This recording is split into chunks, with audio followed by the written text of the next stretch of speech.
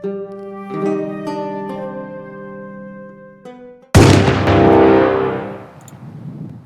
and welcome to No CB, a grand strategy podcast. This is for the week of the 17th of November, 2021. I am Len. I am your host. We have the whole crew here today, including Rose. Ew. Including Lambert. Hello. And including Father Loris. Hello.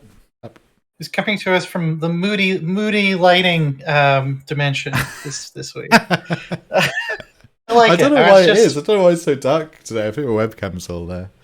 It's winter. It's appropriate. I'm in the Shadow Realm. That's what it is. Yeah. It is when today I put up some bars across my roof so that the snow that is going to inevitably fall, because I live in Finland, doesn't slide off and like kill me in the spring. Well, we were just talking, because before the show, you said you had to run to the bog, which after you left, I was like, I can infer from context that that's probably slang for the bathroom, but also if Loris lived in an actual bog, that also wouldn't surprise me. Yeah, I got an outhouse still. Yeah, there's like just a giant bog right outside your front door. On brand. Yeah. So, we have a very, very meaty Victoria 3 dev diary to talk about today. Lambert, I know you made a video on it. I haven't had a chance to watch that yet, but why don't you tell us what they went over in this week's diary? I've made like 4 of this. I know. Okay, well, I definitely haven't had the chance to watch all of them. So yeah, I think they've all been like an hour long as well. Yeah. I watched the ones you sent me last week. They're pretty good, actually. I would recommend them. Yeah. So we learned that warfare was changing for Victoria 3 and is not following the same formula that we've seen for any of the other Paradox games. And in essence, what you're going to have now with Victoria 3 is a front-based system where as soon as a diplomatic play starts between two countries, if they share a border, a front will develop and you can mobilize your generals, and then them and the generals and their associated troops will move to the front line, and you can give them 3 orders. They can attack, or they can defend, or they can stand by and return to the garrison.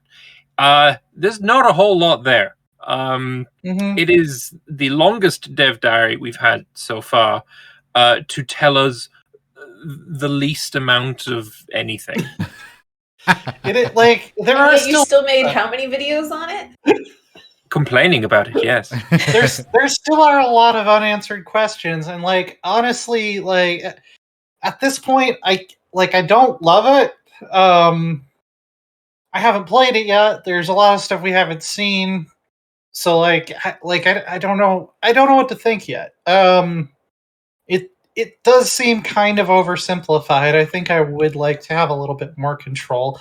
I don't think it's an inherently bad design idea to say, oh, well, the player agency is more about how you manage your economy and how you manage diplomacy and stuff. That's fine. It's just, it really seems like even beyond what I was expecting that there's not a lot there. Yeah.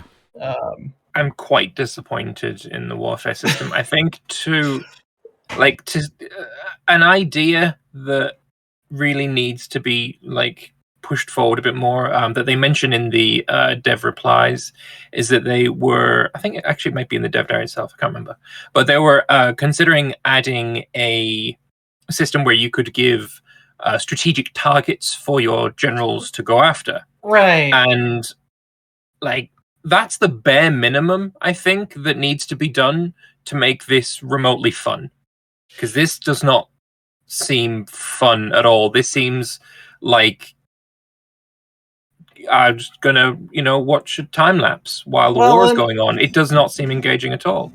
Also, the idea that a border between two nations, regardless of how long it is always going to represent a single front. I'm definitely not loving that. No, me neither. Idea.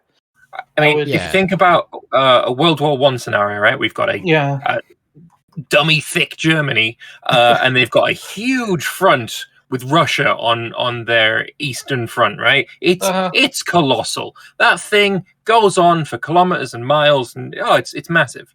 On their western front, they have a little bit of a front for Netherlands, and then they have a little bit of a front for Belgium, and then they have a really little itty bitty front for Luxembourg, and then they have a front for France. In chat is saying, I believe it's by state order. Nope. You are wrong. I'm you 99 are very wrong. Yeah, I'm 99.9% sure that's not. I'm correct. 100% sure. Okay. Did they mention if it merges? Say if you are nope, war, it does not merge. Okay. The only time that two fronts merge is if it is split by some terrain. Like, for example, if the US was at war with Canada, the front would be split by the Great Lakes. But as soon as you are able to either push it past the Great Lakes or you get pushed past the Great Lakes, those two fronts will merge because it is like a single country. Well, they also said, like, if you have a Belgian front and a French front and you conquer Belgium, it will just collapse into the French front, basically. Yeah. So, but you have an individual general for each front. Mm-hmm. You can put more than one general in a front. That's totally fine. But having to assign a single general just for Luxembourg instead of saying to the one taking on Belgium, who's also not going to have the most difficult of jobs, just take Luxembourg as well, yeah? Well, that's taking at least 10 battalions away from a different front. Here's the other thing I will say is to give them some credit. If the idea is get this working for launch because we have a limited number of dev resources, we have to prioritize them, and we have plans for how to make a deeper warfare system later, I'd say I'm mostly okay with that. If it's like we made this more simplified so that we could get more of this economic and diplomatic stuff into 1.0, and then we're going to take a look at it. We're going to take a look at manual fronts. We're going to take a look at war objectives for like 1.1. That's kind of okay. It's not like amazing. I'm not like, I wouldn't cheer for that. But if the plan is to deepen it down the line, I'm kind of okay with that. It would have to be relatively soon after launch. Yeah. I think. Because that's the problem. If you release the game and it is not received well, and I think warfare is a significant enough thing in Paradox games, literally the entire game in some Paradox games, that it is not received well. We've already learned from Imperator, if you don't have that initial first launch success, you're kind of not going to get it back. Well, the other thing that warfare is important enough that may happen. Yeah. The other thing that I saw some people pointing out in the comments is that this system seems like it makes a lot of sense for like World War I. Yeah. Or like post-Napoleonic warfare, even getting up to like, the Crimean War, it was so much of it was about maneuvers still that static fronts are a little bit non-representative of that particular era of warfare. And they've said war changes is one of the pillars, so I don't know, maybe there's more stuff we haven't seen about how they handle the early game warfare. Oh, you get a new button, dig trench. You get a new order. That sounds a little bit pessimistic, but we'll see. Yeah, about warfare, I am. I was pessimistic, fair. But also hopeful after the concept dev diary. Yeah. Like I was hoping that it was going to be okay. It's not what I want, but I still hope that it's good. Now, this is not good. Yeah, I correct me if I haven't quite understood it too, but like, is it, say for the American Civil War and the Confederacy kicks off, you'd have one single front. That was it. So you're USA, you're fighting. At least to start with, which like I don't even know how you would do the Anaconda plan in that scenario, unless you can somehow give your general an order to like go, cut their front in half. I mean, that's something they mentioned in the dev diary when they were talking about these strategic objectives. They mentioned Sherman's march to the sea. And they also mentioned that it's not in, and they're wondering about putting it in. It's not like, this is something that will be in for launch. It's maybe we'll put this in, which I just Well, find ludicrous. What I will do, because I'm on a podcast right now that talks about this game, and what I feel like you all should do if you have a similar opinion, is to just respectfully nudge them in that direction. This is something that I do think would be important to get in for launch. I don't think we need to go overboard with the micro, but something that can model, the thrusting attacks and splitting fronts and stuff. I think that would be just strategic targets. It is very understandable and not against the vision that they've put in. I don't think to say have the leader of the country, if that's who you're playing, right? Say this city is very important because it's a railway hub and a manufacturing hub, and if we can take this city, it's going to be really good for the war effort. The generals would still do everything on the tactical level. All the player would do is set it as a strategic target. And here's something that could tie it back into the other pillars of Victoria 3, I think, is that maybe if you don't care about that, maybe it's something you could, potentially opt out of. Because in some countries, the head of state or the head of government does not have a lot to do with the army. But in Prussia, they call it an army with a state. They're basically the same thing. In the United States, the president is also the commander-in-chief of the armed forces.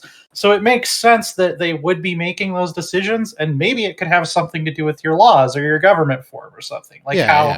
I'm making a trade-off to have more control over my war effort. Whereas I can choose a play style where I don't have to do that if I don't want to.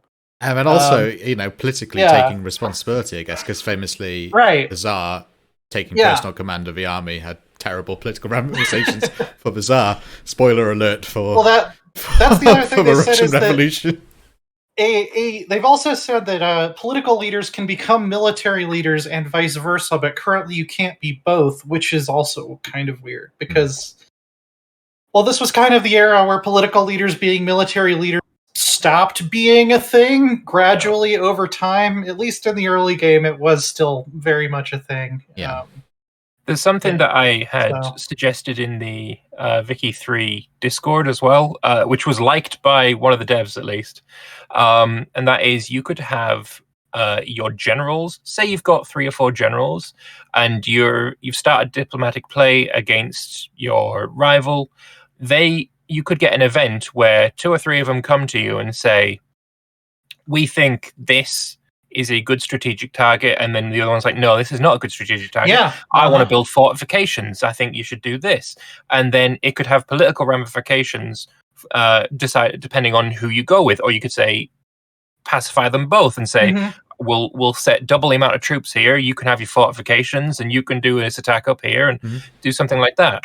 Another thing you could do is tie it into the authority capacity. The more strategic objectives, like if they really want to avoid having a situation where you, through strategic objectives, can basically return to a micro state of warfare, where you're like, my next strategic target is the next province. And my next strategic target is the next province. Well, you could just have strategic targets cost an amount of capacity. The other thing I could think is, if you have 2 generals and, one of them belongs to, the armed forces interest group and one of them belongs to the intelligentsia interest group, and you're always favoring one over the other, maybe the one who, you never listen to my advice, he gets his interest group riled up, and then that has political consequences.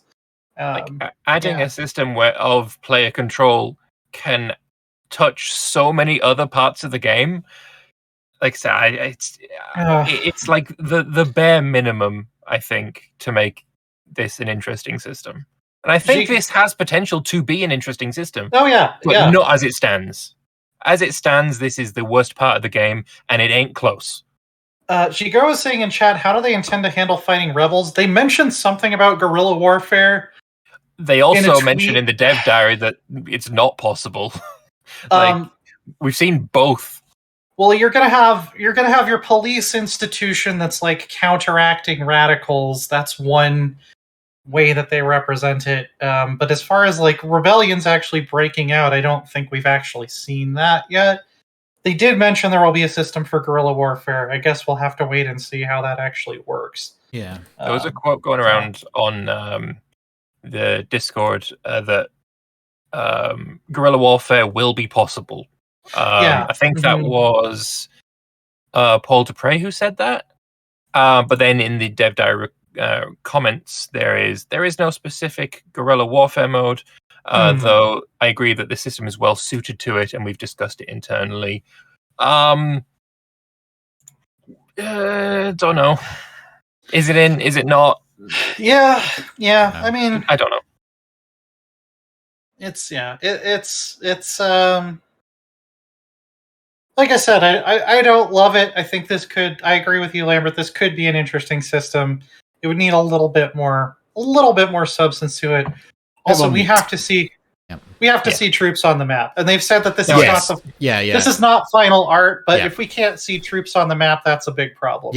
Also, occupations being a flag, a repeating flag. Yeah, I don't like that. I don't like that. We need our occupation lines. Yeah. It doesn't need to look exactly the same as EU4, but I don't like the checkerboard of flags at all. Yeah. No. Yeah, I'm a little bit unsure. A lot of people were about it. surprised that was actually the Mexican flag. Like people didn't see that at first. I didn't see that at first. And now you said it, I see it. Yeah, exactly. That's what it is for so many people. It's like, oh yeah. Well, I can see the white, but the red and the green just blend into the terrain. Yeah. No, I want to keep it. I want to keep it just for the fact that if I'm playing Japan, I get to have like some sort of wacky polka dot occupation thing. It would just look like you're a cursed individual. Some like Wasn't furniture. there a meme? Wasn't there a meme I saw somewhere that someone shared that like China covered in polka dots like the measles? I posted that like 2 days ago. I think I don't remember where though. Yeah, was it Twitter? Yeah, no, I do want to see troops move on the map. I said this like way back when it might have even been on the PDXCon show. Like in like when you get to like World War I want to see the land getting just absolutely devastated by trench warfare. Yeah. So. I want to have the soundscapes of war. I want to have the visuals of war, and I want World War One. I guess suitably because it was Remembrance Sunday last Sunday. Yeah. I guess I want it to be miserable. Yeah, and like just all the arable land in the states that are touched by that war just like goes away. It's like you can't even farm there anymore. Yeah. Craters and fucking barbed wire and trenches and mud. If you've got a tree, blow them up. If you got some grass, churn it up. Like, I just want this. I want it to look devastating. If it is devastating, I was reading some accounts from World War One actually, like last week, and like people talk about like mud. I don't think people really realize how fucking awful mud was in World War. People drowned in mud. Like, you'd sink there, and you'd sink down, and people couldn't help you. It's this horrible clay quicksand of a mud, and you drown. The film, it's horrible. The recent film, absolutely the one that was done all in one shot, 1917. It's really good for just showing how miserable the front was in that war. It's recommend that film. I like to point out to people that like J.R.R. Tolkien based Mordor on his experiences on the front in the Western Front in World War One. That's where that came from. He wrote a large part of it in a fucking trench. Yeah, a lot of it's based on World War One. Like Samwise Gamgee is basically based on. In fact, the entire story of Frodo and Samwise, his characters, are based on his experience with his Batman, which was not a superhero. Well, I guess he is a superhero in a way. I guess, but like disagree. But they used to be like assistants, and they were very good, apparently. Very decent men. Yeah, so I think visuals. I think they said it's a work in progress. I'm looking forward to seeing like some trenches, movements, trains, that sort of thing. Yep. I do like the one the generals is just called John Doe. Did you catch that in the image? And there's another one person with a very long name.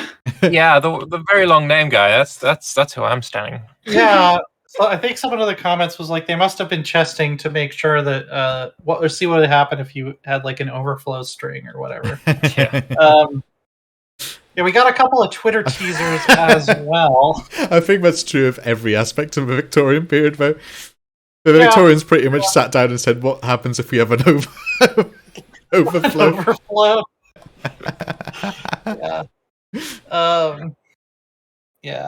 We did have a couple Twitter teasers as well. I believe the first one was from Groogy. And he's showing off political parties, which, hey, here's an example of something they weren't sure if they were going to put in. And then we said we wanted it, and they did it. So if you want war targets, let them know. This is proof that they will listen to our feedback. So we have evidence now. I'll use this image in court. Look, you changed something before. I'm doing it again. It looks like we have the Tories, which it says it only shows the landed gentry, but it does say members plural. So presumably political parties can have multiple interest groups in their membership. I assume so. It's led by William Lann, who historically was a Whig, interestingly enough.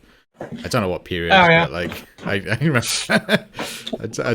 I looked him up and it was like, I'm curious how it's like party systems are going to work, like how parties are going to come about and like replace each other, and like how many like some countries have only 2, some have a lot more than that. So right at the start of the game, Britain has an interesting thing about the Peelites and the corn laws.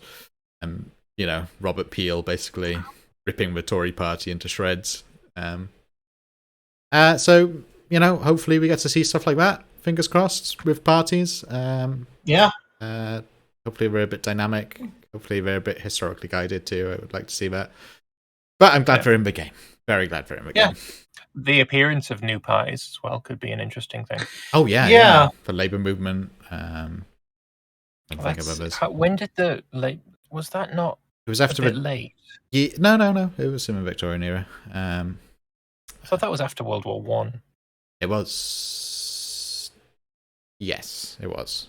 Like the 23 or something like that. I don't know. Yeah, it was true. I mean, it's in the period, but like politics years I am really. Yes. It's in the period, but like really tight. Yeah, because the Great Strike was after World War II, wasn't it? I know like there's the Tories and the Lib Dems and Labour, and like they're kind of the Lib Dems are kind of like the Democrats in the US, and then we don't have an alternative to the Labour Party because we don't actually have a left-wing party. Well, we used to have the Liberals and the Tories, and the Labour Party basically overthrew the Liberal Party to be the main opposition, and then obviously in government. The Tory Party is the oldest political party in the world, so it's the same one. It's the Lib Dems are like a new one that was formed out of the scraggly ends of a splinter faction from Labour, the old Liberal Party. That's what the Lib Dems are.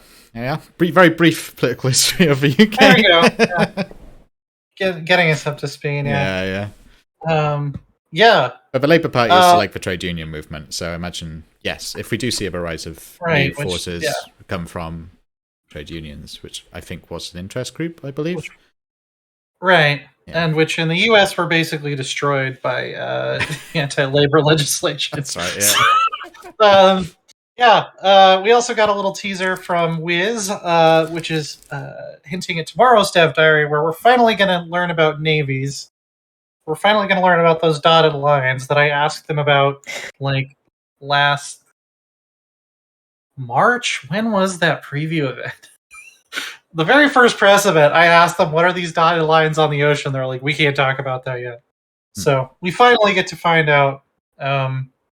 Convoys look like they're going to be a thing. Perhaps market access from your market capital to your overseas territories will be based on how much percentage of the convoy needs you can fill, something like that. So we'll see. We'll see how that works. And we'll talk about it next week, hopefully. And on about things that we can talk about. Yes. We have more CK3. We do. Rose, what is going on in this week's CK3 diary? We get to look at the court types. So at the end of Dev Diary number 81, they mentioned that there were different court types, and your courtiers can get traits based on it and such. There's Warlike Court. We got to see there's a Diplomatic as well. From the images, there's a book, so Stewardship. There's a sneaky envelope, so there's got to be an intrigue one too. There's a money bag. Yeah. So it lines up. This already looks better than even last week's diary. Like you can see, they've got the tile covering the entire floor. It's not just like kind of a blank floor with a carpet in the middle. So yeah, it's like every dev diary, the courtroom looks better than it did. I remember like a few months ago, I guess, when we were like the court looked terrible. Actually, it didn't look very good at all. Now it's very pretty. Yeah. But I want to see it with the animations. That's what I'm worried about. Yeah. Like if people are just sort of like swaying slightly in a room, I mean that seems a bit weird. I want to see some emoting, just like bopping. I want to see over and over. I want to see them like getting into fights. I want to see my courtiers actually like like I have to go ahead and break up a fight. That'd be cool. Well, you do get decisions here that are based on your court type. So if you have a more diplomatic court, you're going to get these diplomatic events and decisions you have to. I would assume they don't say, but maybe you can get other types. You're just more weighted. I think they said something about weighted in here. Yeah, I think it's going to be kind of like lifestyles, which is nice. These court event weighings don't eliminate events from the pool; they just alter their weights. Which is nice because it's kind of like you could have played like 200 hours of CK3, and if you try out a lifestyle that you haven't tried out before, you're probably going to see events you haven't seen before. And I like that courts are going to be sort of the same way, where it takes longer for you to see all the content that there is to see because it's partly. Well, if you're a diplomatic court, you might still have a warlike event. It's just you're not going to have every event be warlike because that doesn't make sense. Right. And Oxykun in chat, who y'all don't know, is a CK3 dev. It's confirmed. Yes, they're weighted. It's mentioned in there. It wouldn't make a lot of sense if you're like, no, this is a war court. I don't want to hear about intrigue. No, go away. No, I don't. No, don't talk to me about that. You can't do intrigue in the war room. This is the There's war. no backstabbing here. You have to challenge anyone to an open-faced duel. We have a crypt for intrigue. You have to go to the intrigue crypt. And they do point out that the events actually can also happen outside of the court. They're not just court events, but your regular pop-up events. If you have a diplomatic court, you'll be more likely to get random diplomatic events. Nice. Yeah, that makes sense. And you can also evict people. Which, if you remember from CK2, was something you could do once they put like the court limits in CK2. You could only have so many courtiers, you could just kick them out, which was also really bad because it could kick out your heir. I don't have bedrooms, so my heir, you got to get out of here. Bye. Fred, the like 0002 steward who's useless. He can stay. Yeah, it leaves you that, and it sends away your skill 20 steward that. It wasn't a good system, but here all it does is send away all your guests. If you're hearing a thumping noise right now, I'm sorry. My dog is being a weirdo and trying to scratch herself on my mic stand. Didn't catch that, but okay. And you only have to have one guest to evict people, do a mass eviction. So, pretty impressive guest. Yeah. And you can also exoticize a grand hall, which is if there's an empire or a kingdom with a royal court in diplomatic range, you can try and emulate them. Yeah, I like that. I like that a lot. Yeah, I just hope it doesn't change the style. That's what I'm wondering about. If it changes, say if you are Russian, and you want to emulate... Actually, I'm a little bit torn, actually. Say if you're Russian, maybe you want to emulate a Byzantine style. I basically don't want a situation where you end up having French courts that have Arabic-looking buildings. That would be a bit strange. Quite sure how it would work if it changes the visuals. Maybe if just the AI can't do it, then it'd be alright. Yeah. I guess it would make sense in certain situations, like if the Umayyads conquered most of France, and you're like in Normandy or something, then maybe you would want to model your court after the Muslims because they're the dominant culture force in the region. But, or the Spanish, I guess, which had very right. Mind you, they didn't actually make much Arabic architecture; they just quote unquote inherited it. Inheriting being. Oh, I do like people I don't like. Did you make can do something a rustic nice. look. Yeah. You lose some grandeur. But well, here's the thing about that. Like, speaking of like wish lists and like encouraging the devs to maybe change their mind about certain things, I really want royal courts for tribal rulers. I really, really want royal courts for tribal rulers. I'm sure they'll come in the future. Maybe that's why, because they won't say anything about it. Anytime you ask this question, all they say is royal courts are designed for feudal and clan rulers of kingdom rank or higher. It feels like they don't give a reason for it. They just say that that's the design. So maybe they're not allowed to talk about the fact that they have plans further down the line. I feel like, especially with tribal, and I'm sure we'll get nomads eventually. Yeah. Right. That they're going to do something to really switch things up for them. That would be cool. Yeah. If they got an equivalent to this that works differently, that would actually be better than just having it's the royal court, but it's made of wood. So I mean, these systems work really well with a tribal system. Obviously, having a clan hall, a longhouse and stuff works really well. Having a steppe nomad with a court, famously nomadic courts are very different, obviously, but they were very, very grand. You've been playing a lot of Age of Empires, you know how grand the Mongol courts were. And then there's a poem about that, I think. Something about stately pleasure dome. Yeah, something like that. Which was totally not about drugs. Speaking of things that are a little less grand, though, you can scrape the barrel. You can. I did want to say before, but like, if we get Merchant Republics for a family manor, it would work really well too. Yes. Yeah. Scrape and barrel too. Oh yeah, if they did something entirely different for Merchant Republics, but sort of that still saying that 3D location. Yeah, exactly. Yeah. Yeah. You open a shop. You have your own warehouse.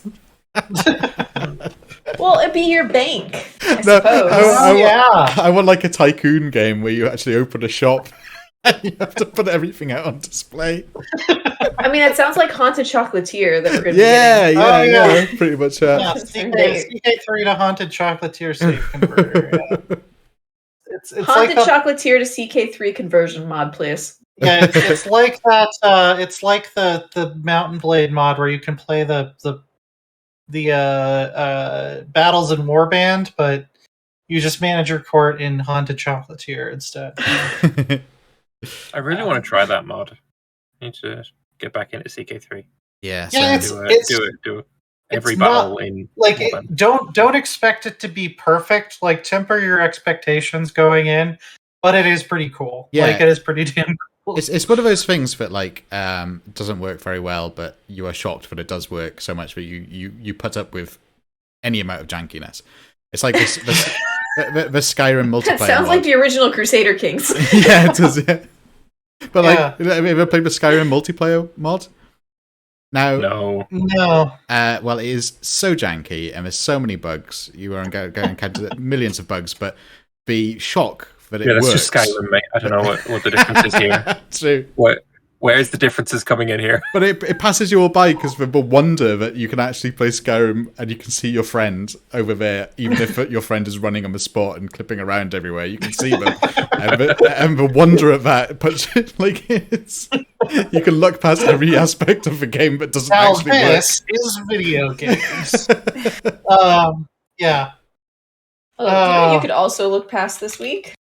What else could we look past? The EU4 dev diary. Yeah.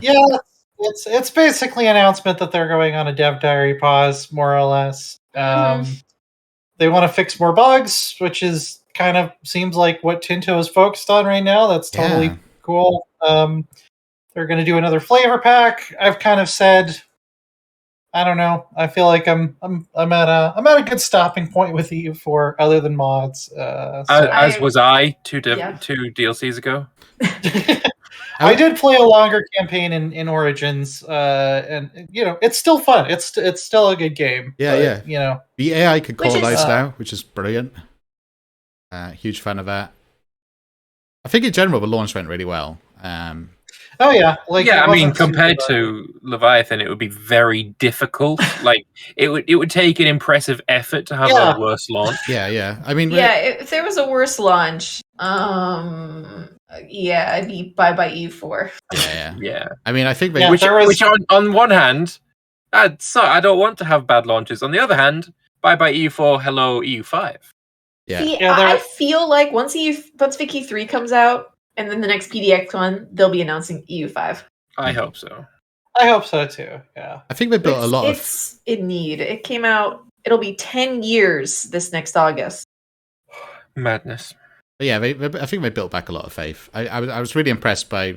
Well, they released it. There was one bug with PUs causing a lot of aggressive expansion. Yeah, and then they got a hot fix out in like a day or something. Yeah, it was. I think it was less than 24 hours later. It was a hot fix, and then within that time period, it was pushed to the actual official patch. So wasn't it hotfix like the originally it gave 0 aggressive expansion to get a PU, and then they hotfixed it and they added an extra 0, so you got far too much aggressive expansion, and then it was hotfixed again. No, it was the personal unions were supposed to give 8% AE or something, which when you actually write like in Paradox's scripting language, that should be 0.08, but it was 0.8, which is 10 times as much as it should give. So it's like, if you go down Austria's mission tree, everybody in Europe is going to kill you. Like that was the issue. But they fixed it pretty quick. This feels like honestly the CK2 horse lords of EU4 to me.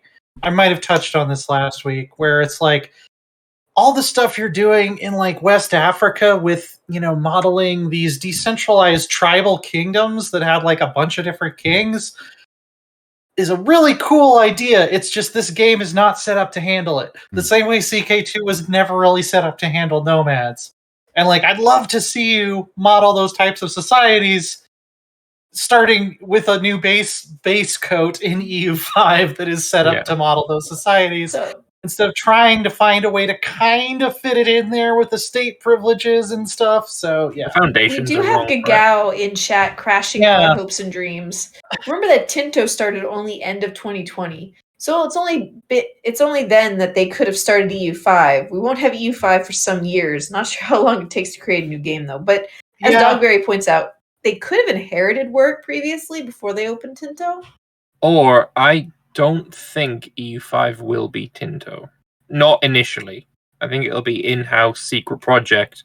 I think and then Tinto will inherit it after it's released. I don't think there's any chance of that personally. I think Tinto is the EU5 studio. I don't think so. I don't think Johan would let anyone else be the Tinto is EU game director on EU5. Well, I mean, on the Tinto, when it was first a thing, it was like, this is for the EU4 brand. Like, it specifically said the 4 on the.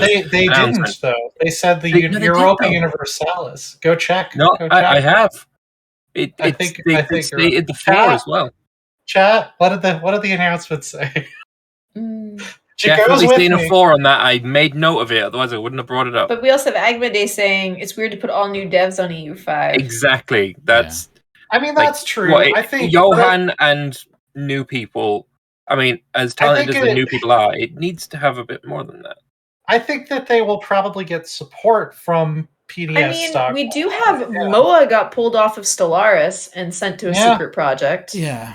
My suspicion is that EU4 maybe was they're making probably Stellaris too. You know how CK2 had a skeleton crew working on it, and I think Leviathan had all the whiffs of a skeleton crew. Obviously with a launch. I'd say they're probably fixing up EU4, and I would be very shocked if there's not people designing or at least getting some groundwork done for EU5 at Tinto at the moment. I'd be shocked if that was Yeah, I think in this development diary, he did say when we end development, which kind of seems like an obvious thing to say. Like they're not going to be working on EU4 till the end of time. Mm-hmm. But that is a 9.5-year-old game at this point. Yeah, that at least indicates that they are thinking about. Okay, when development stops for EU4, they're not thinking about probably making it go for another 5 years or something. I mean, with almost $300 worth almost $400 worth of content on Steam. Yeah. But we do have that subscription model now. Old Gods I think was made while CK3 was well into development. So yeah, not Old Gods. Not Old Gods. What's it called? Holy Fury. Holy Fury. Yeah, they were Yeah. full on production They were full on production in CK3 when Holy Fury came out. Oh yeah, and then after that, they just had a bunch of free patches where they dropped things like the monuments and stuff they've been working on. Iron Century was like way after they had moved development over to CK3. Yep. Yeah. But you can't take a step back when you're developing a game. Nice. That's, that was not bad. Pretty good. That was pretty good. Done fight. That was so good, but it was actually so subtle. I didn't quite catch it was a segue.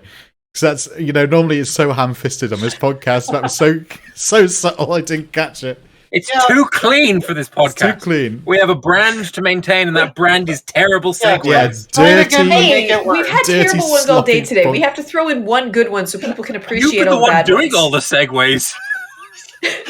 Yeah, that's like the meme of the person giving themselves a medal. Yeah, except it's not a medal because you're saying that the segues were bad. It's like my mum's best birthday presents to me from me. Well, what have we got going on here, Loris? Just lots of new releasables, really.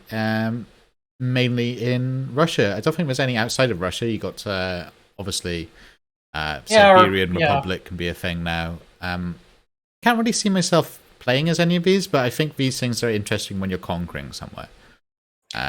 Or if you want to make the Soviet Union release a bunch of stuff, I guess. Yeah. Or if you want to do the curse start, make everything released at the start of the game. Oh yeah, I hadn't thought about that. That's always a fun run to do. So that is actually an interesting thought. Yeah. I just like to balkanize stuff when you conquer stuff. I think, say, if you're playing Japan, it's cool that you can release the Far Eastern Republic as a puppet. That's cool. I like that idea. Well, it looks like they added something in South China as well. Like, it looks like China's more broken up. I don't know what that tag is. I don't think there's anything new in South China. Creek. Yeah, but that's okay. That's already in the game. There. Okay, never mind. Mm-hmm. We also got patch notes today. I haven't had a chance to read them yet, but she will, and she will put it on Reddit. Yes, eventually.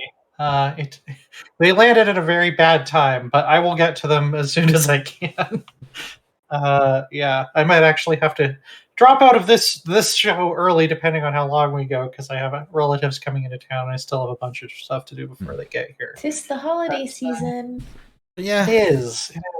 New releasables to balkanize as much as you like. You ever wanted to have the Ottomans and have a Crimean Khanate as your vassal again? You can. Yeah, the Great Horde. You want to recreate the empire of Genghis Khan in the 1940s? Go for it. Have fun. Good luck. As we have Pork saying down here in the comments, and here come the challenge runs. Oh yeah. Yeah. That's I think the main thing that will be exciting about this is to try and conquer the world as some ridiculous tag that didn't exist. I mean, people do it as like Luxembourg, right? So Great Horde World Conquest before 44. But what if you want to move beyond the world and conquer the stars? Yeah. We got release date finally for Aquatics, and it's actually very soon, right? Yeah, it's next Monday. Monday, yeah. Isn't it? It's very strange that when Stellaris releases, release dates, they're always really soon. Yeah. It's especially after the event last Friday, and then the event that's continuing this Friday. like people were guessing it was going to be very soon after that second day event. Yeah. I look thought on Twitter.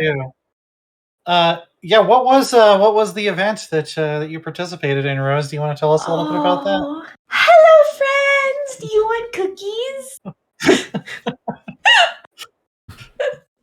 They're made with real food, I promise. That's what my friends told me. And we trust our friends, right? They never lie to us. I'm scared. Do you want to go to an amusement park? I do. Do you like them? Do you? Yeah, we should say this was a role playing.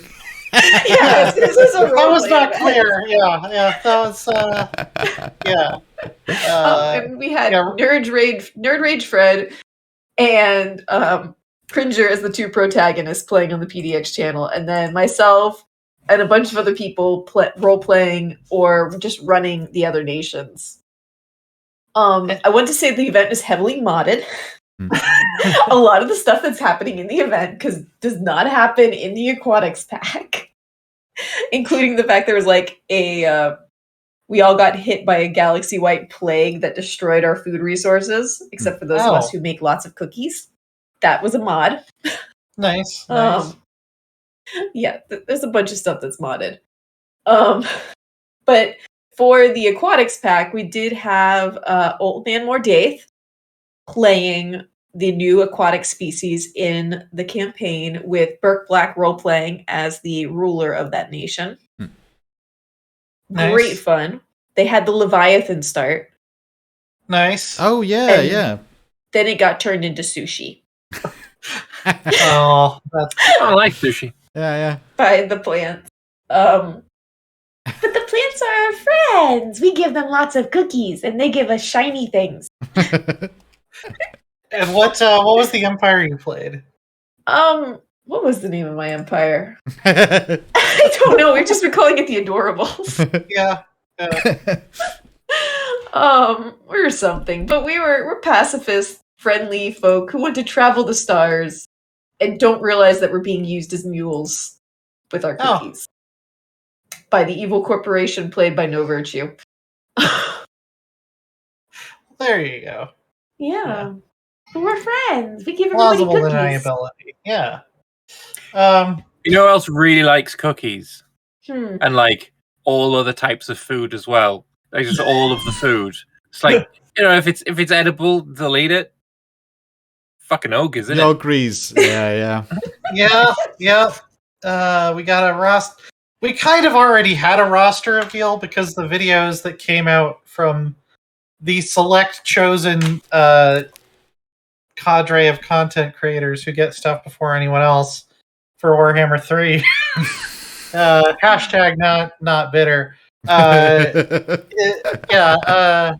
It's fine. They just got sent a bunch of like pre-recorded battle videos. It wasn't even like build access. Wait, you didn't get that as like a journalist, like? No, it was. This was specifically like a YouTubers thing. Yeah, and I'm not on YouTube anymore, so. Yeah, although the podcast is all of the episodes that I haven't edited yet, they're all on YouTube now. True. I'm just shocked that true. like somewhere didn't get sent it, like IGN or something didn't get sent. But footage. No, It's we very get bizarre.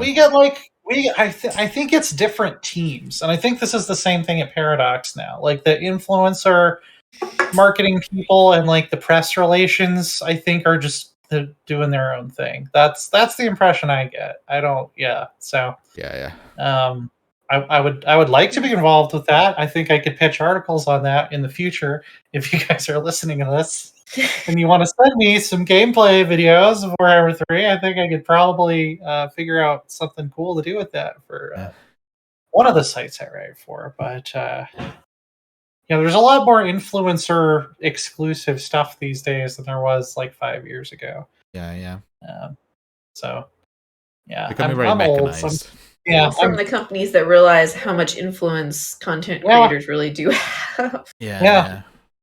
Except Japan, weirdly. Like, Japan is still the opposite. Japan will always, like, ignore YouTubers and give everything to traditional press. So, yeah. So, ogres, they're ogre-y. They got lots of ogre stuff going on. Yeah. They get to have there we go. Well done. Greaser's Goldtooth, who's got the best model in all of Warhammer. They have explained why they didn't include the actual model. So, if you don't know, the actual model for Greaser's Goldtooth is he's massive and he's carried by like hundreds and hundreds of little goblins everywhere. Like gobblers, yeah. Well, and I asked about this because I was like, well, it's Total War. We have hundreds of units on the screen. Why is this not possible? And apparently, the difference is when you're seeing a unit of like 180 guys on the screen in Warhammer, it's techno wizardry. They're actually they're instances of the same guy, basically. Whereas to animate 200 Noblars that are all doing something completely different is like monumentally more difficult. Yeah. So it's also pretty difficult to hold Greaser's Goldtooth up the fact. I mean, yeah. So he's got a little wagon, but his wagon's pretty cool. It's got loads of gems and gold on it, which is nice. He's definitely the better one of the lords, aesthetically. I've always loved this guy. Scrag the Slaughterer, he's got that certain aesthetic which I hate. Scrag doesn't do it for me. I would say that personally, I prefer Scrag purely because I hate having legendary lords who don't like either walk around or on a horse or on a mount of some kind. Because Thorgrim, not a fan of him. I love he's Thorgrim. Always held up on a bloody shield, and it just looks silly. I love it. How would you reach people to hit them? Yeah, exactly. I feel like he's real big, so that's not really an issue. But it just looks, I don't know. But those are all my favorite lords. Like my favorites are, I love Thorgrim. I love Grumba Paunch. I love when you get a Skaven that has a bell.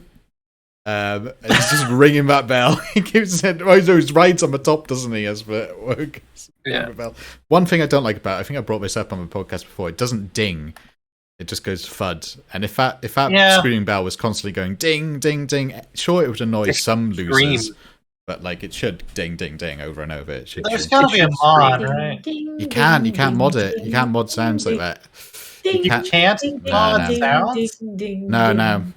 You have to have. Why do you keep making your game so hard to mod? You can't add existing things. I think there was a way that maybe they could have changed the mod song sound to a different sound, but there's no bell sound.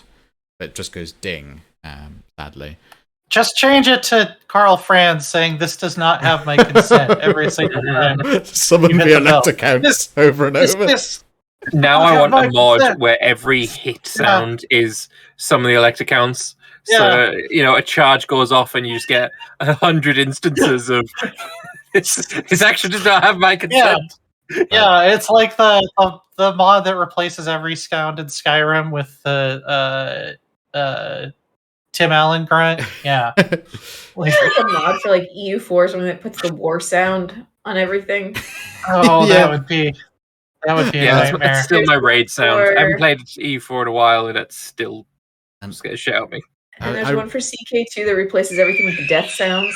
I really wanted to, when Hoi 4 launched and the Naval Invasion sound was really loud, and somebody made the mod that was the most popular on the workshop at the time to make it quiet.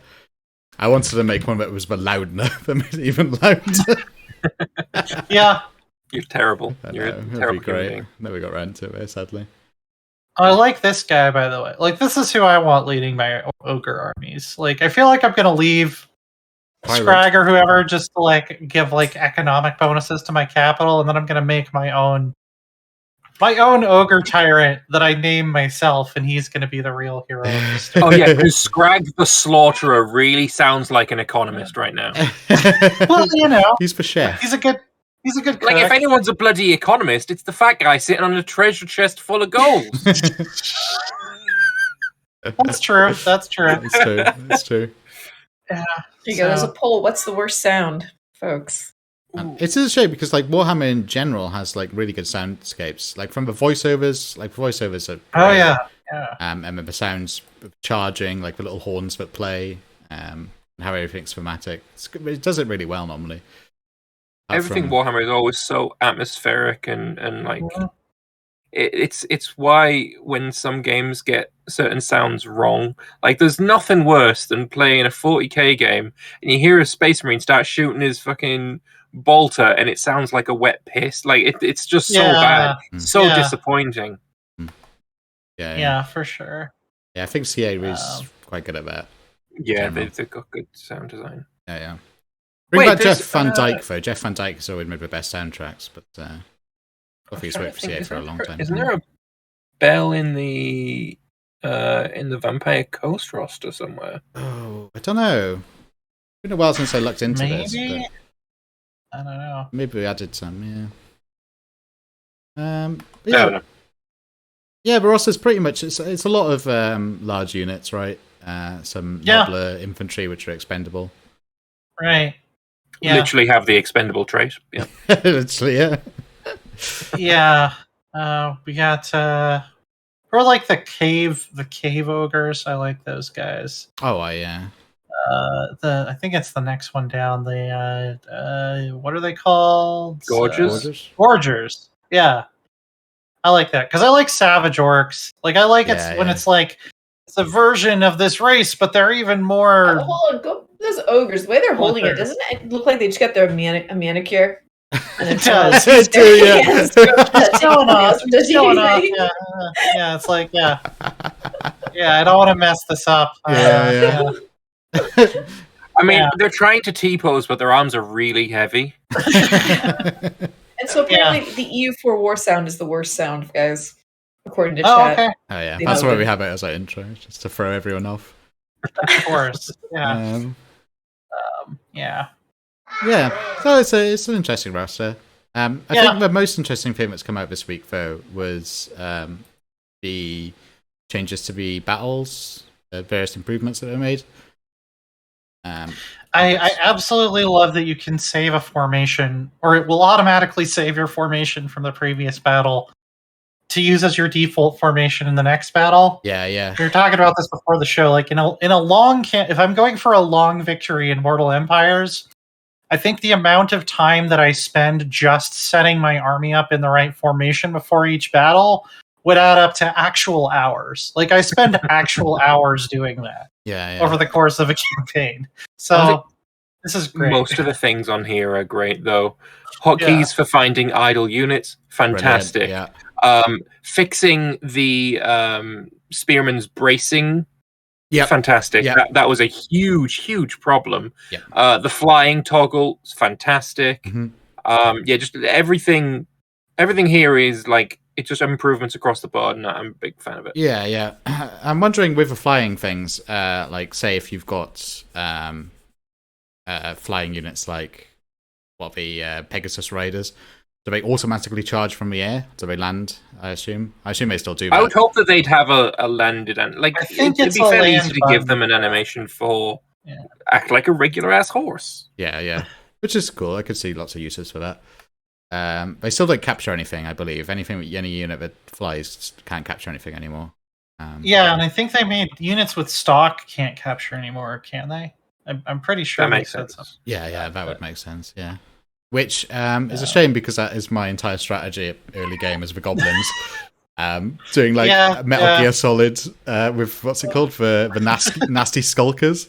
You can take on like if you're fighting a city and they outnumber you like 10-1. If you get a load of nasty skulkers, just to sneak in and then go capture the main point. VA doesn't really know how to react, and you can just win the battle outright.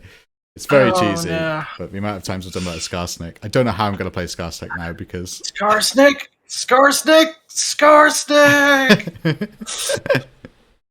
What else? They've added. I forgot my name of it. You said before the show too. What's it called? The ocular occlusion. What was it called again? Oh ambient occlusion, where you can units that are behind stuff. You can see outlines or whatever. Yeah, which is going to be super useful because it's always the bane of every Warhammer player is trees. you can't really see it. Well, I play Wood Elves, so I love trees. Oh yeah, but you can't see your units properly normally. Yeah, Well, I like fighting in trees, but I also hate fighting in trees. Yeah. Yeah. And now we've added like bridges and stuff that you fight underneath. I mean, this is going to be really useful. Yeah, I mean, the maps just need to be better in general, like across the board, like especially siege maps. So fighting under a bridge sounds cool. Yeah, fight on top of the bridge at the same time, even cooler. Bit of both, why not? Yeah. I am impressed by the maps, but like we discussed before, I mean, we're based on if the AI can handle it or not. Legend of Total War. I did watch that video you recommended, Leanna, like the one he made about the AI being brain dead. Yeah, it's a worry. I just feel like gates don't mean anything if you have so many units that can just knock down walls with their bare hands. Like, I still don't like that. Like, that should be pull ladders out their asses. That should be a very rare ability. That should be like only like single model units like giants should be able to. Yeah. Yeah, that, and also ladders shouldn't be magic, pulling it out your ass like that. If that was fixed, that would fix a lot of things. Add a ladder spell. You actually summon a ladder. Yeah. Fucking casting fly on a unit to it hops over the wall. Yeah. And that costs an amount of the windows. Fine, absolutely fine. But like, I cast ladder. Stats on unit panels pretty nice. I've seen the UI. The UI is improved a lot nicer. I think. One thing I don't think I'll use. I hope you can turn it off. Is these lazy health bars. I always hate those things. Yeah. It's if you don't know, if you say you have a unit and it takes 50 health points of damage, the health bar doesn't just get knocked down by 50. It like there's a darker area of a health bar and it slowly depletes to the actual health that is decreased. I hate that. I just want to have that information now. I don't really want to see like a health bar slowly deplete when he doesn't really have the health. Supposedly, some people find it helpful because it tells people how much health they've lost in a short period of time, but I don't find it helpful. I can understand it. I don't know. I'd have to play with both to see which one I prefer. Right now, I don't know. I think I've always hated RPGs anyway. Yeah.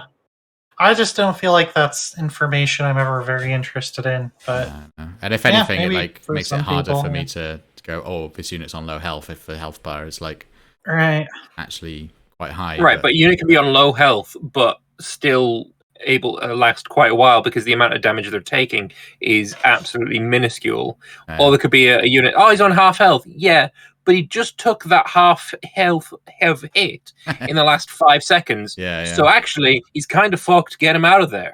Like I can absolutely see the need for this. Yeah, I just don't know if I'd like it or not. I'll not use it. I think I just know if a unit is like losing health quickly because you can see the health bar going up and down. It sounds like something that would be optional. I would hope so. I do hope. Otherwise, they wouldn't have a name for it. Right? They wouldn't have a name, lazy health bar. Yeah. Right. It sounds like something in the options like lazy health bar on or off. There's some stuff for custom battles too, but I never play custom battles. I don't know about it. Yeah. Well, I'm going to have to get out of here shortly, so I think I'll do my sign-off and I'll leave, the rest of you to... I think we can wrap up this now, actually, I think. Yeah. What you've been up to, Leanna? Yeah, I did end up playing a longer campaign of EU4. I know I was like, this expansion I might sit out, but I did end up playing a fairly long Bohemia game that was pretty fun. And I've played some in West Africa as well. And Mutapa into Zimbabwe is actually pretty fun. Although I had an alliance of like all of the European great powers declare war on me, which was like, well, colonialism. What are you going to do? I reviewed Jurassic World Evolution 2. It's pretty good. It's no Operation Genesis. It's also not as good as either of Frontier's other park building games. I don't know why they don't just make Planet Zoo with dinosaurs. That's what I actually want to play. But it's pretty good. It's a lot better than Jurassic World Evolution 1. You can read that over on IGN. And yeah, they spent a fortune on the marketing for that too, didn't they? I remember. Right, yeah. Like, I just don't understand why they're... I guess it's because it's a simultaneous release on console, probably. But they're using what feels like kind of a watered-down version of their other park-building games. Yeah, I remember it's just sometimes those games stick out when they make a shit game and they pump so much into marketing. Like Evil Genius, for example, I guess. Which I was so excited for. Which I was really let down by. And then it got for a Game Award for Best Strategy Game, and I was like, well, I guess by default, maybe. I don't know. Did it have an award? My goodness. It got nominated for a Game Award, which, oh man, I'm so mad about the Game Awards nominees. Like the Game Awards, like, man, there's a few that, like, this year was a bit weird too. That unpacking game got loads of awards. Now, yeah, well, I've heard that's really good, actually. Oh my goodness, I do not see the appeal. The only other time I felt like I'm so out of key with awards is, do you remember Lisa? I don't remember that, no. Lisa was a game, it was an RPG in an Earthbound style, but tackled very difficult subject matters, and I thought it did it incredibly badly and tastelessly, and the narrative was crap. It was awful. I actually, after playing that game, thought this is just, not only, it was a bad game, and also, the subject matter was so heavy, and the way they handled it was so bad, I was actually quite disgusted by... And then it got loads of awards. And I was like, Jesus Christ, I'm so shocked. And it's the same this year, and if Evil Genius is the same, if it got nominated for an award, it's like, man, I'm so out of whack. I've already made JRPG fans really mad at me this month, so I don't know if I should say this, but the most recent one for me was The Last of Us. I don't think it's a terrible game. I just don't understand why there's so much like gushing for The Last of Us. I thought it was like... Yeah, like I've heard the same, actually. Yeah. Pretty well written zombie game. No idea. Like the actors, the performances are good. Yeah. It's not an award game, you know. Right, and as Agabade is pointing out, Microsoft Flight, for one thing, once again they've combined strategy and simulator, which are for the most part unrelated genres. Yeah. And Flight Sim is in there again, which stole it from Crusader Kings 3 last year, which was absolute bullshit. Yeah. It's like, and Flight Sim is on the ticket again when they have a separate category for best ongoing game. If it's eligible for an award twice in a row, it should at least be in the best ongoing game category. It should not be in this strategy games plus Flight Simulator, and we're going to give it to Flight Simulator category that you've created arbitrarily, but I don't know. There's two game styles that I play quite a lot of. I think you need to go with your time. We don't want to get you in trouble. Yeah. So I'm going to hop off, but you guys can go ahead and sign off. The Game Awards, I expect nothing, and they still manage to disappoint me. Same. Talk to you next week. Turtles. Bye, Leanna. I will say, if you want to play unpacking, you're welcome to come around my house and do my unpacking for me. If you really want to. Oh yeah. Oh god, I've been hurt. I'm hurt. I'm split in half. There we are. Oh, no. The names are going to be wrong. I'm Rose now. Hello. Yeah, there we go. Yeah. On that topic though, right? There's two games that I play quite a lot of. I play strategy games, and I also play a lot of racing sims. Specifically, Assetto Corsa Competizione, right? If I play my racing sims on my channel, it will get no views because the crossover for strategy and sim doesn't exist. Is minuscule. Well, Why do you think I have such trouble? I play The Sims and Crusader Kings 3 and Eve 4, Age of Empires 4. There's no crossover. Oh, there's very little crossover. Yeah. Unless you're someone like Call Me Kevin. Yeah. I'm not. I'm not either. There's a bit of a crossover, I think, between like certain tycoon games and strategy, but I wouldn't even rank a lot of tycoon games as simulators. Would you say like Railroad Tycoon is on the same level as The Sims? No, probably not. Right? It's not the same game at all. I wouldn't even. I love both. Sims, the simulator. Well, the thing is, a simulation game can be a simulation of anything. It can be a simulation of like a soccer game, like you're playing FIFA. You have a life simulator like The Sims. You have a flight simulator, and I bet you a lot of the people who want to play The Sims do not want to play FIFA and they don't want to play the flight simulator. Absolutely, yeah, exactly. I have no idea why my camera is so badly in focus or out of focus. It's You're all trying to I don't know. disappear into the void like Loris is. Both from a shadow realm. Yeah, so I'll be like here. There, I'm now in focus. Yeah. So Rose, you've been doing for obviously the Stellaris thing, which Stellaris is available thing. on YouTube. They only put the role plays up as episodes, and I've only met the protagonist once, so they have accepted many, many cookies from me and boxes to store cookies. They've got lots of cookies from me, but well, we should say it's not ongoing now. It's finished, isn't it? So everything is. Oh, is it ongoing? It's not finished. Oh, it's not finished. It's going to finish this Friday. It's a 2-day event. It was last Friday and this Friday. Ah, I see. Okay, sorry. I thought it was because 2 it is a heavily modded. We have a lot of freedom in what we can do, but we do have to hit certain story points. Like anyone who watched last Friday, it ended with the scientists. I forgot what their empire was called. Should say spoilers, I guess. Spoilers. Played by Izzy. They found a possible cure for the plague ravaging the food systems across the galaxy, but in doing so, they unleashed a menace that is killing all of them, or basically has killed all of them. Yeah. I do. And trust me, that's not basic Stellaris. That was modded in. I do like how they've done this. They've really leaned into it, which is great, because I think that was the best aspect of the last lot, was the role-playing. So now it's a sort of role-play narrative type thing. Yeah, role-play is always where Stellaris shines. 100%. Yes. So I didn't get to watch the full event last spring, but this seems like a sort of a continuation of what they were doing then, more heavily role-played. This was organized by Max the Catfish. If anyone knows. He was a player last time. He organized all of this.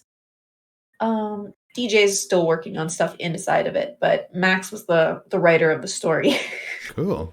Yeah. But it concludes this Friday. Yeah. And now the conclusion. I hope they do that Star Trek thing. I really do. Well, I mean, it ended on a cliffhanger last time. The machines rose up in the Hobbit Empire, and the dwarves were promising to go help the hobbits, and then fade to black. Yeah. Who was on Star Trek? And I'm just happily giving everyone cookies. Because I want friends, except for the pirates. The pirates weren't nice to me. They closed their borders, and they said I said bad things about them when I didn't. It's really catty pirates. That's what they are. It's like Mean Girls meets the Pirates of the Caribbean. And then the turkeys are dead, which is sad because they never got to have turkey cookies. That is a shame. Yes, Lambert, what have you been up to actually? I have been after making 8 videos a day about Vicky. Yeah. A lot of my recent videos have been about Vicky, but also the full release of Imperator Invictus, like the next update, came out. So I started a campaign as Judea in Invictus. So if anyone doesn't know, Invictus is a mod that's basically taking over from where the devs left off, and is adding a bunch of story beats and not story beats, flavor additions and mechanical updates and balances and stuff to make the game continue, basically. They're doing a great job, so I've been playing a bit as Judea. But yeah, also do Humankind every Friday, and soon TM, big TM, I am going to be starting an Anbanar multiplayer. Oh, cool. Is it compatible with the patch? There we go. Everyone take a shot. Anbanar got mentioned. Cool. Yeah. Is it compatible with the next patch then, I assume? That's where the soon TM comes in. Soon. As soon as it is compatible, then I'm going to start setting that up, and that'll be going on Thursdays, I think. Yeah, we should talk about Anbanar stuff at a future date too, because there's been a dev diary for stuff. Yeah. About the Jad. Pop it in next month. Not next week, even. Next month. Christmas Day podcast. Oh yeah. Christmas And week. also, if you were watching the podcast live last week and saw me keep rubbing my eye, it actually wasn't just an eyelash. It actually was a piece of metal, and I had to go to the hospital to get it out. But I have fully recovered, and it's fine now. But yeah, no, going to the hospital at like midnight to get some metal out my eye is just great. It's great. Just becoming a cyborg. It's becoming what's called the Mechanicus or whatever it is from. It was an accident. The rosebud whacked me with a book right here. Ouch. Yeah. Almost hit my eye. I thought of you when that happened. I was like, oh my god, I hope I don't have to ER. We'll have to have loads of people with like eye patches on in the podcast now. And then I'll have to have some sort of grievous eye injury. I'm just very glad I didn't, go to sleep and then fix it in the morning, because I would have ruined my eye. Not gonna lie, they're like, oh yeah, definitely good that you came in now. There was apparently across my iris a scratch that looked like a Z, where the metal had like been rolling around in my eye before it got stuck in. It's just no wonder I was rubbing my eye. It was fucking horrible. The metal came from him doing some in-home construction work. Putting up my green screen. I put it up with I had to drill through some metal bar to put a hole in it so I could screw it to the wall. Rubbed your eye, I guess. Yeah, probably. And as Y Whimsy has just said, hello, first-time chatter. Your pirate name is now Iron Eye. I'll take it. Iron Eye is a good one. Yeah, pretty dope. Yeah, I'll take it. Lambert Iron Eye, Scourge of the Seas. That's good. Yeah. Cousin to Bjorn Ironside. And what have you been up to, Loris? I've been doing a little bit of drawing, working on a little project at the moment, which I can't quite talk about. Secret, hidden stuff you can't talk about? Yeah, but hopefully I can talk about it soon. And then just building. Very exciting, I know. That's about it. Building and doing a little project. Right. And I'm making, I don't know, because I've made a few comics. I'm not quite sure I'm happy with the punchline. But now the EU4 community is not just a raging ball of anger, I want to make a few more EU4 comics, because for the past, ever since Leviathan dropped, I don't think anyone's had any spark of joy or humour in that community. So I'm glad people have cheered up. Weirdly, some people haven't. People were very... I was quite shocked when it was... Well, I'm not shocked, because we all know what a lot of gamers are like now. But when it launched, if there was a single bug and it got patched within 24 hours, people are still complaining about it. And it's like, this is by far the smallest bug ever in a Paradox game from a released DLC, and it got patched within hours.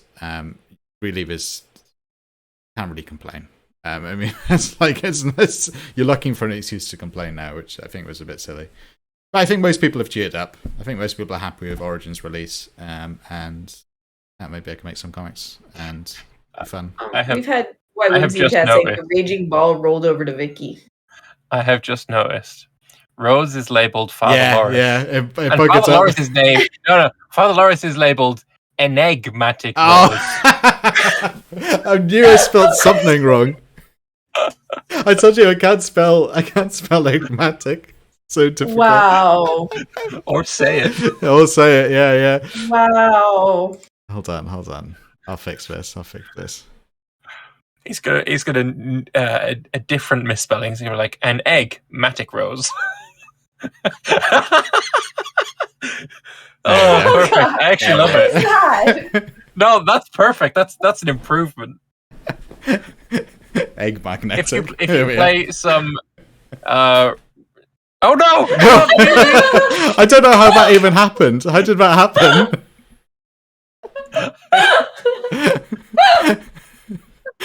All this has to be cut from the audio because none of this makes sense to them. No. Oh well. Get back where you belong. All right. Well, we've been OCP, I guess. Have